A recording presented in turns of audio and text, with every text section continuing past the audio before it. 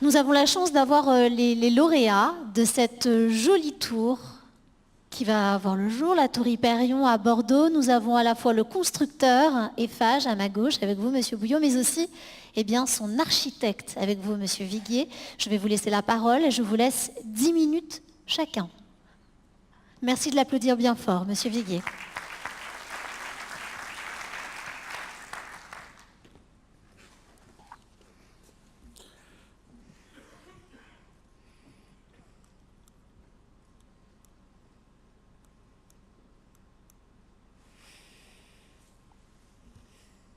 Monsieur Viguier. Oui, les images ne viennent pas. Voilà. Je crois que c'est quelque chose de récurrent. Bah.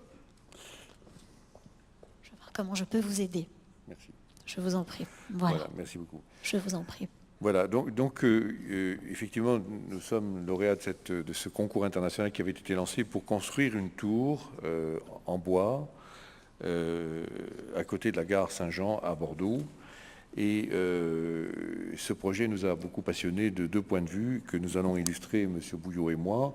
Moi, du point de vue de l'architecture et de la capacité d'une tour en bois à répondre aux contraintes urbaines de centre-ville. Je crois que c'est une question que nous nous posons tous, c'est-à-dire que ce bois que nous voyons revenir maintenant dans la construction, est-il capable d'affronter les contraintes urbaines de centre-ville, de l'hypercentre, c'est-à-dire dans des endroits où il y a énormément de critères à respecter, où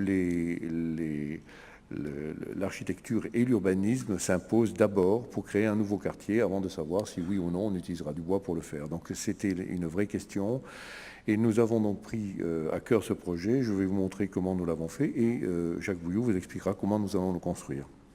Donc on voit ici sur le rond la localisation de ce quartier qui n'est pas seulement un bâtiment en bois, donc qui comprend un bâtiment de bureau, qui comprend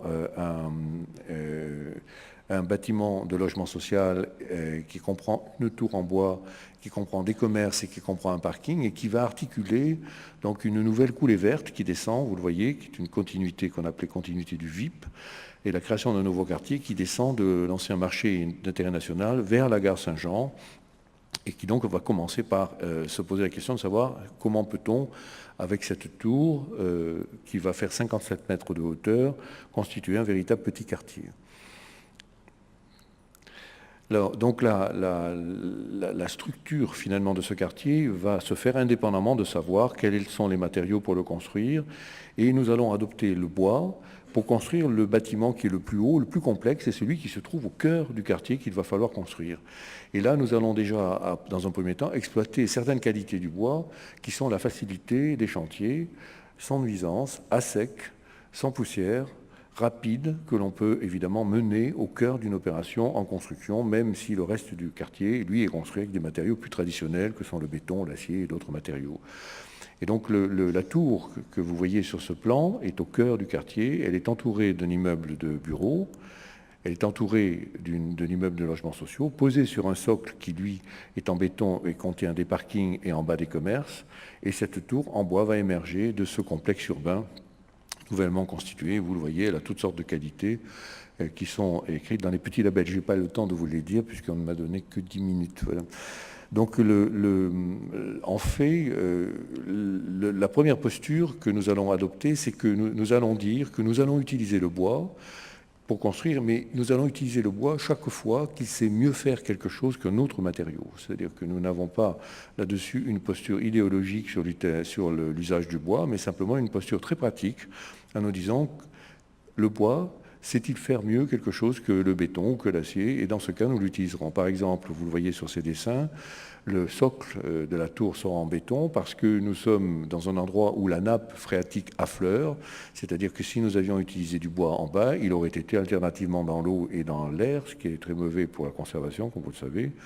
Nous allons utiliser un noyau central de la tour pour construire les escaliers et les ascenseurs également en béton, puisque nous avons une contrainte au mouvement qui est de l'ordre de 5 sur l'échelle.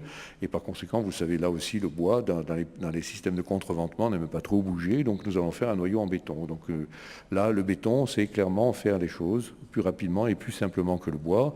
Par contre, nous allons entourer ce premier système en béton de tout un complexe d'ossature bois et de CLT qui va former les planchers, les voiles et les façades. Voilà, donc cette tour va se construire comme cela. Vous voyez ici dans ce petit film l'illustration de ce que je vous raconte. Vous allez voir en haut le sommet de la tour qui va se déshabiller d'une certaine manière. Donc vous allez voir d'abord les panneaux de façade qui, eux, sont composés de doubles lames de bois remplies par une isolation thermique qui s'en vont. Ensuite, qui vont révéler les planchers et les voiles en CLT qui se trouvent autour et qui vont mettre en valeur la structure périphérique de la tour qui sera composée de linteaux et de poteaux qui, eux, seront en bois, évidemment, plus traditionnel. Donc là aussi, la question va se poser ensuite de quel bois utiliser. Nous sommes en train de regarder, évidemment, pour utiliser le plus possible de bois locaux, puisque vous le savez, jusqu'à présent, ces CLT étaient fournis avec des bois du Nord qui n'étaient pas produits dans la région. Donc nous allons utiliser ça. Vous voyez ici donc l'appareillage de la tour avec les balcons, puisque la deuxième critère architectural que nous avions fixé, c'est que cette tour réconcilie les Bordelais, et pas seulement les Bordelais d'ailleurs, avec l'idée d'habiter dans une tour. Vous savez que les tours en France ont très mauvaise réputation, donc on essaie de démontrer qu'on peut y habiter agréablement, qu'on peut retrouver des conditions de rapport avec l'extérieur sur des grands balcons végétalisés, que la tour aussi en ville peut être un signal urbain agréable à regarder, architecturalement belle, et que par conséquent on va rompre avec la monotonie et les tours industrielles que l'on a connues dans l'après-guerre et qui ont si mauvaise réputation. Donc la tour a là un grand enjeu pour démontrer sa capacité, elle aussi, à se dresser à 57 mètres de hauteur dans une ville et pas très loin du quartier historique de Bordeaux. On démontre avec cette tour également, avec ces grands balcons en porte-à-faux qui seront construits en console, donc ils seront attachés à la structure et ils seront, eux, en acier. On démontre aussi la capacité à créer ces espaces extérieurs. Et ce que nous cherchons, évidemment, c'est à faire que, vu de l'extérieur, comme vous le savez, le CLT doit être protégé des intempéries, c'est que, vu de l'extérieur, cette tour révèle sa matière du bois. Et nous allons utiliser donc ces grandes projections extérieures pour habiller les sous-faces avec des contreplaqués marines à trois plis, qui révéleront donc la nature de bois et qui en même temps mettront un bois protégé des intempéries et résistant, visible par les passants à l'extérieur. Nous révélerons évidemment toutes les terrasses et les possibilités de quartier. Et cette tour dont va s'accompagner, vous le voyez, avec un ensemble d'autres bâtiments. Et ces images que je vous mets sont donc des images postérieures à celles du concours, 9 mois après, et qui ont permis donc de mener à bien l'étude pour arriver à cette image finale qui a un peu évolué, mais qui dans son ensemble est resté très fidèle aux images de concours, et le permis de construire que nous sommes en train de préparer sera conforme à ces images que je vous montre. Voilà, merci beaucoup. Merci beaucoup, Monsieur Viguier. Super, merci beaucoup. Monsieur Bouillot, vous reprenez la main sur la construction, cette fois, de cette tour.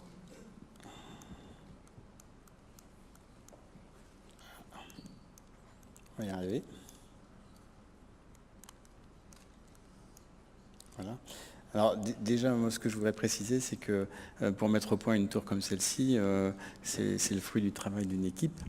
Donc bien sûr, monsieur l'architecte, des équipes internes de FH Construction, FH Immobilier, mais aussi des partenaires. J'en citerai deux, mais il y en a beaucoup d'autres qui ont participé, en particulier Woodéum qui nous accompagne en tant que partenaire, et puis Terrel pour tous les travaux de structure.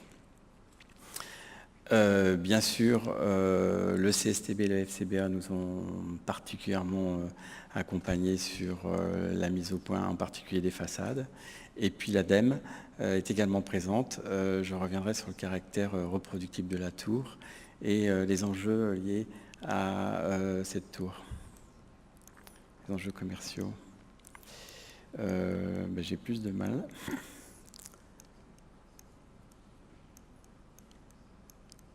Voilà, bon, la tour, je ne reviens pas dessus puisqu'elle vous est présentée. La première question, c'est l'histoire des 57 mètres et de la hauteur.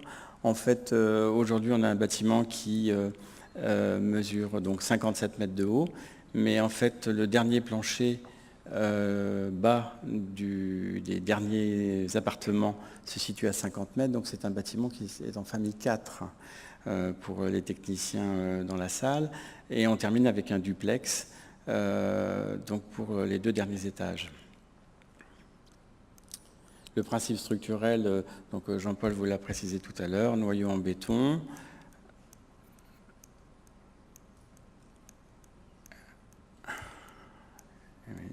C'est la fin, il n'y a plus de piles. Donc poteau mixte acier-bois, je vais revenir sur le sujet tout à l'heure. Poteau poutre pour les planchers, pour la constitution des planchers, poteau poutre qui supporte un plancher en CLT. Et puis, particularité sur ce projet, contrairement au projet qu'on a vu tout à l'heure, là on est en mur manteau, mur à ossature bois.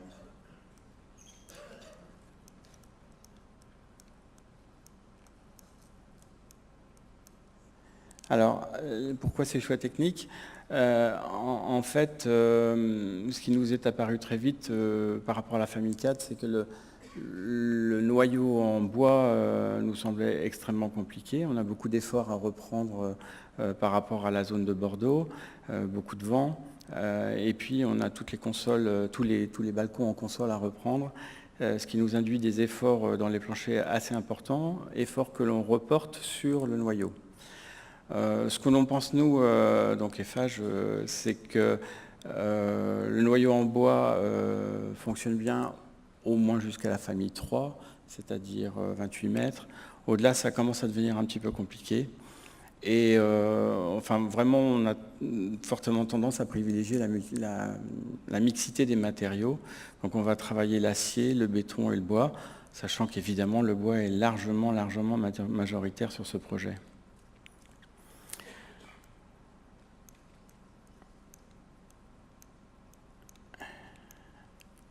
Ah oui, je suis le dernier, il n'y a plus de piles.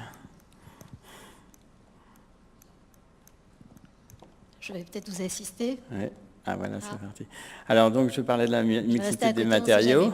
Alors ce que on va essayer de positionner, donc le noyau central va reprendre tous les efforts. Donc c'est la partie droite. Au niveau, les planchers CLT vont reprendre les efforts horizontaux. Et puis en vertical, on va mixer les matériaux, c'est-à-dire que pour les sujets de compression, on va prendre du lamellé-collé, et pour les sujets de flexion, on va prendre de l'acier. C'est-à-dire qu'en fait, les consoles vont être portées par un corps en acier qui va être mixé avec un complément en bois CLT, lamellé-collé.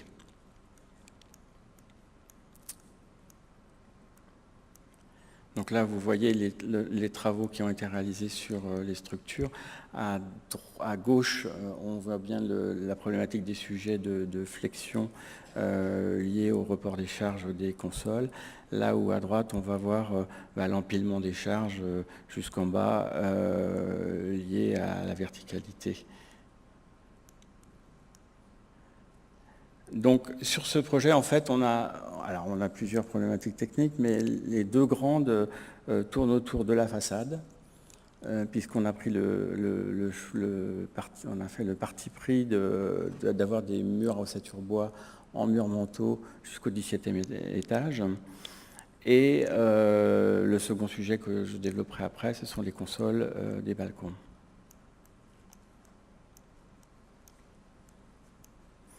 Donc, pour le mur à ossature bois, en fait, on a développé un ATEX de catégorie A, de type A. Alors nous, on croit vraiment beaucoup au mur à ossature bois en mur manteau, parce qu'il peut avoir d'autres applications. Alors, en particulier sur Hyperion, puisque là, on est sur un support structure bois. Mais nous, on y croit beaucoup, parce que ça peut également avoir des applications sur structure béton ou sur structure acier. Donc c'est la raison pour laquelle on a fait un ATEX de type A. C'est l'idée de réutiliser cette application sur d'autres bâtiments. Alors on a passé des tests AEV, en particulier pour régler les problèmes d'étanchéité à l'air, l'étanchéité à l'eau étant traitée essentiellement par le pare-pluie. On aura sur Hyperion des murs à ossature bois préfabriqués pour des raisons de rapidité et essentiellement pour aller chercher le hors d'eau, hors d'air très rapidement.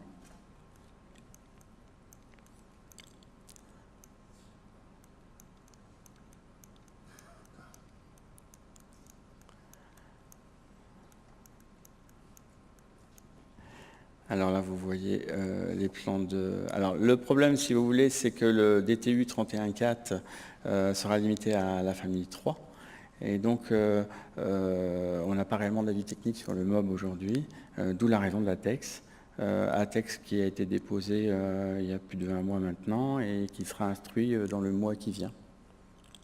Alors bien sûr, tout ce qui est valable pour la famille 4 est valable pour la famille 3. Donc je pense qu'en cela, on répond bien à la problématique d'Adif Bois qui est de généraliser la fabrication des bâtiments en bois. Mais on sait aussi tous très bien collectivement que le marché français est quand même assez orienté famille 3. Donc notre préoccupation première est également la reproductibilité.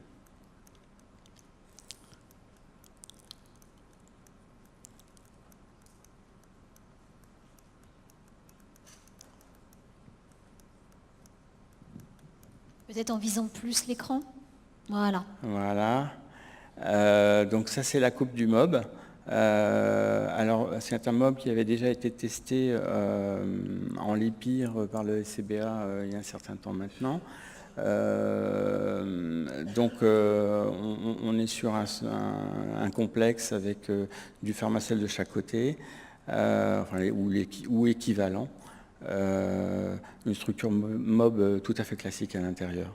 Et puis après, on a envisagé, comme c'est un ATEX de catégorie A, on a envisagé différentes couches de matériaux de finition. En fait, on a une palette de 3 produits. Si éventuellement on veut augmenter cette gamme, il faudra faire un complément d'ATEX.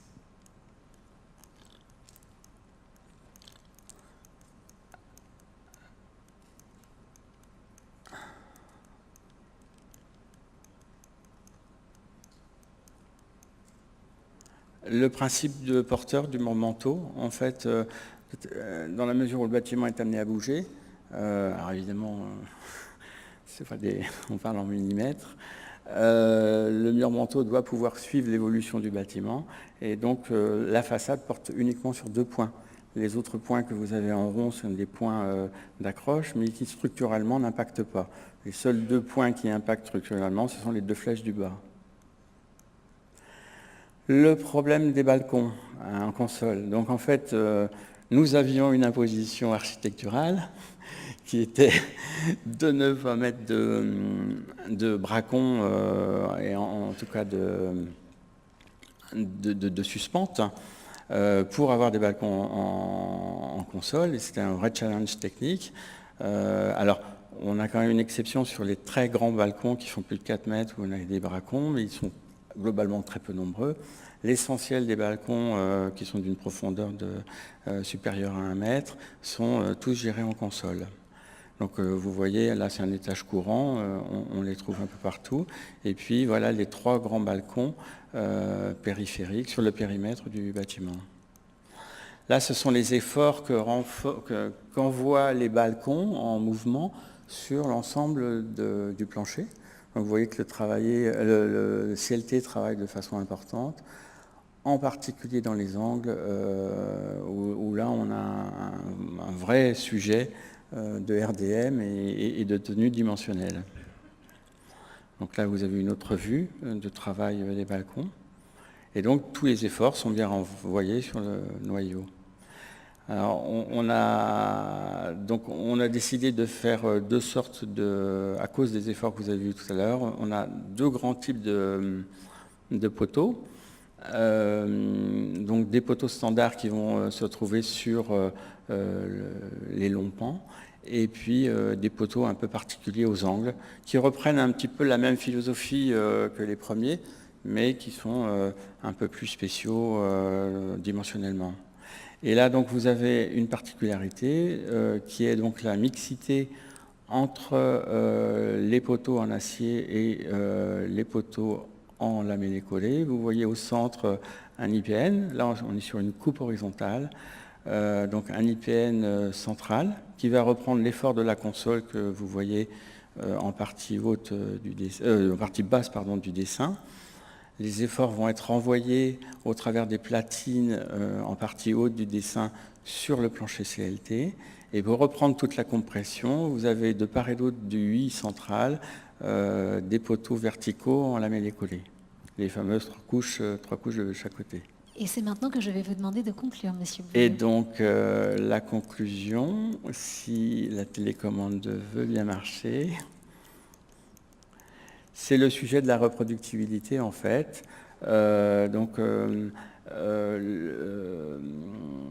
Euratlantique nous avait donné comme cahier des charges d'avoir un produit reproductible, cahier des charges qui a été renforcé par la demande de l'ADEME, de mettre au point des produits qui sont susceptibles d'être réutilisés, en particulier en famille 3. Et entre autres, c'est ce que nous avons réalisé sur les projets PUCA auxquels nous avons répondu et pour lequel nous sommes lauréats sur la tour du Havre, où on reprend les mêmes typologies de façades au Saturbois, quasiment la même structure, avec des façades en murs manteaux. Voilà, j'ai l'image et c'est la feuille de conclusion. Merci beaucoup, Monsieur Bouillot. Je rappelle que vous faites partie des Fage Construction pour cette tour Hyperion.